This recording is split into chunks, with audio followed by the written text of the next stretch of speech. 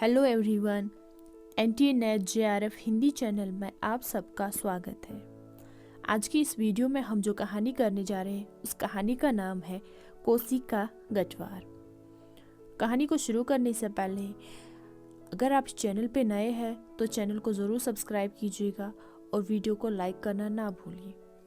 तो हम कहानी को शुरू करने जा रहे हैं। कहानी का नाम है कोसी का गटवार और इसके रचनाकार है शरद जोशी। कहानी संग्रह कोसी का गटवार है और इस कहानी संग्रह का प्रकाशन वर्ष है 1958। ये जो कहानी है कोसी का गटवार, ये कहानी संग्रह जो शरद जोशी का कहानी संग्रह है उसी से ली गई एक कहानी है और कहानी का नाम भी है कोसी का गटवार। ठीक है, तो शरद जोशी जी इस कहानी के रचनाकार है। अब इसको याद कैसे करेंगे, ये देख ले, ये शरद जोशी जी है ना।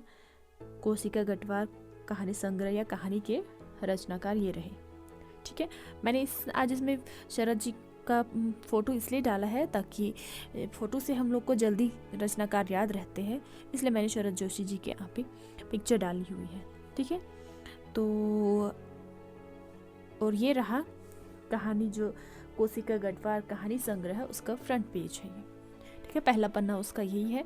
अगर आप कवर पेज देखेंगे तो ये है उसका कवर पेज। तो कहानी में जो कहानी हमारी है उसमें जो मुख्य रूप से दो पात्र हैं, एक है गोसाई, ये पुरुष पात्र है, और लक्ष्मा जो कि स्त्री पात्र है। ठीक है, ये देख लीजिए, अगर आप यहाँ पे देखें तो ये गोसाई हमारे हैं और ये है लक्ष्मा और ये है इसका गटवार। ठीक है, क्योंकि कहानी संग्रह का नाम ही है कोसी का गटवार और ये कोसी नदी आप मान सकते हो, यहाँ पे कोसी का एक जा रहा है कोसी थोड़ी सी, और ये है इसका गटवार। तो जैसा कि हम हर वीडियो में करते हैं, हम कहानी का सार पढ़ते हैं, पूरी कहानी यहाँ पे हम लोग नहीं पढ़ते हैं। तो हम चलते हैं अपनी वीडियो की ओर। कहानी के मुख्य बिंदु के बारे में चर्चा करेंगे। पहले ये है कि कहानी फ्लैशबैक में लिखी गई कहानी है और इसमें अधूरे प्रेम की कहानी दर्शाई गई है, स्त्री की व्यवस्था को दर्शाया गया है। तो कहानी कुछ इस प्रकार से है कि कहानी में गोसाई नाम का एक पुरुष पात्र है जो कि जिनने कोसी के घाट पर अपना एक क्या बोलते हैं गटवार खोल रखा है, जिसमें कि वो जो है लोग आटा पिसवाने आते हैं या कुछ सत्तू वगैरह पिसवाने उसमें आ जाते हैं। वो वहाँ पे पुरुष पात्र जो है वो वहाँ पे अकेले है। ठीक है, इसका परिचय ये है कि ये आदमी जिसका के नाम गोसाई है, ये आर्मी से रिटायर होने के बाद यहाँ पे उनने अपना गटवार लगाया हुआ है। रिटायरमेंट के बाद अपना अकेलापन दूर करने के लिए, अपना समय व्यतीत करने के लिए उन्होंने ये गटवार बनाया है। ठीक है, तो इसके आसपास जो है एक सुनसान सी जगह है जहाँ पे इसका ये गटवार है। तो वहाँ पे होता ये है कि वहाँ पे बिल्कुल सुनसान सी जगह है, बस चक्की की आवाज़ आती है ना, चक्की चलने की आवाज़ आती है, खच खच खच खच वो आवाज़ क्या आती है, और नदी की आवाज़ें आती रहती है, बाकी और को कुछ आवाज़ नहीं आती है, बाकी वो पूरा अकेला है। ठीक है, गोसाई जी जो है इस कहानी का पात्र, वो बचपन से अकेले ही रहा है और अनाथ रहा है। तो वो ऐसे अभी अपने काम में लगा हुआ है गोसाई, तो उसको बचपन की एक स्मृति याद आ जाती है कि वो अपनी जवानी के दिनों में वो एक स्त्री पात्र जो है इसमें एक लड़की के प्रति आकर्षित था, उसे प्रेम करता था। उस लड़की का नाम लक्ष्मा था। तो वो फिर उसे याद आता है कि वो कैसे जब वो फौज में चला गया था तो वापस जब वो गांव आया था तो सब लोग उससे पूछते थे कि कैसे तुम आर्मी में गए, क्या किया। जैसे कोई आता है ना गांव से लौट के, गांव में जब आता है कहीं से लौट के तो फिर सब उसको पूछते रहते हैं ना, और फिर गांव के लड़के खास करते उसको अकेला नहीं छोड़ते थे, लेकिन फिर वो टाइम निकाल के समय लोगों की नज़रों से बचा के वो उस लक्ष्मा नाम की लड़की से मिलने जाता था। तो जैसे फिर उस स्त्री की लेकिन उससे शादी नहीं हो पाती है, और कारण ये बताते हैं कि लक्ष्मा के माता पिता ये कारण बताते हैं कि एक तो ये अनाथ है, इसके परिवार का कोई नहीं है, और दूसरा ये है कि दूसरा ये है कि आर्मी में है तो कभी भी उसकी हत्या हो सकती है। इस कारण से उसको लड़की नहीं देते हैं और लक्ष्मा से वो दूर अलग हो जाता है। तो फिर जैसे फिर उसको पता चल जाता है कि लक्ष्मा की शादी कहीं और तय हो गई है, तो फिर वो आर्मी में ही रहता है, क्योंकि अनाथ तो वो पहले से ही था। फिर ये होता है कि वो वापस भी फिर कभी नहीं आता है, और फिर वो सीधे 15 साल बाद वापस अपने गाँव आता है। वहाँ वो अपना चक्की खोलता है, गटवार, और वही वो आटा पिसवाने का काम करता है, और उसका दिनचर्या गुजर जाता है ऐसे।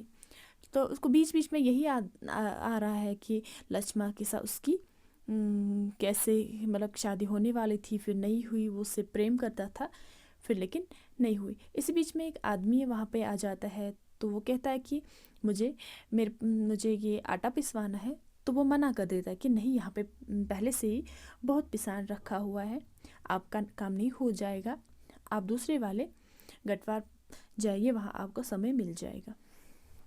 तो लक्ष्मा के ख्यालों में ही यही है कि सोच रहा है कि लक्ष्मा मिल जाए तो उसको ज़रूर पूछेगा कि उसने इसके साथ ऐसा क्यों किया। तो ये इन्हीं ख्यालों में होता है कि ये एक स्त्री को आते देखता है, वो भी पिसान जो है अपने सिर पे लादे हुए है और आ रही है। फिर वो दूर से पहले स्त्री से कहता है कि यहाँ पे अभी आप बहुत सारा पीसने को रखा हुआ है, आपको देर हो जाएगी, इसलिए आप दूसरे पे चले जाइए, दूसरे गटवार पे चले जाइए। लेकिन अचानक से स्त्री के चेहरे की ओर देखता है, तो देखता है कि लक्ष्मा है। तो फिर कहता है कि ठीक है, तुम रखो आटा, हम अभी पीस देंगे आपका आटा। तो फिर जैसे फिर पहले तो उसके चेहरे वगैरह पे आटा लगा होता है, तो वो इसको नहीं पहचान पाता है। लेकिन जैसे बाद में कुछ समय हो जाता है, ये आटा वगैरह मुंह से झाड़ देता है, तो लक्ष्मा भी इसको पहचान जाती है कि ये गोसाई है, उसके बचपन का प्रेमी है। फिर लक्ष्मा से ये कहता है कि अच्छा, तुम्हारे बाल बच्चे कैसे हैं, मायके कब आई। तो लक्ष्मा रोने लग जाती है। तो फिर ये पूछता है रोने का कारण, तो लक्ष्मा कहती है कि उनके पति का 1 वर्ष के बाद ही देहांत हो गया था, और पीछे उसके एक बेटा छोड़ा हुआ है। तब से वो अपने यहाँ पे मायके रह रही है, ससुराल वालों से भी जो है देवर देवरानी उनसे उसका नहीं बनती थी, तो अब मायके आ गई हो, और मायके में भी जो है उसकी भाभी वो उसको नहीं रख पाती है ठीक से। तो उसको भी ये लगा रहता है कि शायद ये हमारी संपत्ति न ले जाए, तो इस कारण अब वो अकेली रहती है अपने बेटे के साथ। तो उसकी पलकों से आंसू गिरने लगते हैं। फिर इसी बीच में जो है लक्ष्मा गोसाई के लिए चाय बनाती है, रोटी बनाती है। फिर गोसाई खाता है और उसके बच्चे को भी खिला देता है, जो लक्ष्मा का बच्चा है। तो फिर वो बताती है अपने बारे में कि कैसे उसके दिन कट रहे, बड़ी मुश्किल से वो लकड़ियाँ काट के लाती है, तब वो उसके दिन का काम चलता है, उसका खाना वगैरह हो जाता है। तो गोसाई उसको कुछ पैसे देने लगता है कि इससे तुम्हारा काम बन जाएगा। फिर लेकिन लक्ष्मा मना कर देती है कि नहीं, अभी के लिए वो ठीक है, उसको पैसा नहीं चाहिए, और पेट का क्या है, इसमें जितना भी भरो उतना कम है, इसलिए उसे पैसे नहीं चाहिए। तो गोसाई जो चाह कर भी उसकी मदद नहीं कर पाता है। फिर वो क्या कहता है कि जैसे फिर लक्ष्मा कहती है कि ठीक है, मेरी पिसान हो गई है तो मैं ले जाओ। लेकिन गोसाई फिर चुपके से जाता है और उसके आटे में से अपने हिस्से का और आटा उसकी थैले में डाल देता है, लक्ष्मा की नज़रों से बचाकर और आटा डाल देता है। और फिर लक्ष्मा जैसे ही जाने लगती है, तो वो उसको कहता है कि लक्ष्मा, कभी पैसे जुड़ जाए तो तीर्थ पे चले जाना, क्यों जो है कि पाप इसे धुल जाते हैं, और प्रकोप जो मतलब कि दिल पे जो लगी किसी की बद्दुआ लगी हो वो धुल जाती है। और उसका उत्तर, लक्ष्मा का उत्तर सुनने के लिए वह नहीं रुकता है और फिर जाता है पानी काटने के लिए, जो गटवार का पानी उसको काटने के लिए चला जाता है, उसका उत्तर नहीं सुनता है और फिर दूर से देखता है लक्ष्मा को जाते हुए। तो ये थी इसकी कहानी, और कहानी का सार ये था पूरा। अब आपको मैं इसकी सबसे जो इसकी अच्छी लाइन है वो मैं आपको बताती हूँ, एक सेकंड से। यह है ना, लक्ष्मा के सिर उठाकर उसे देखने लगता है।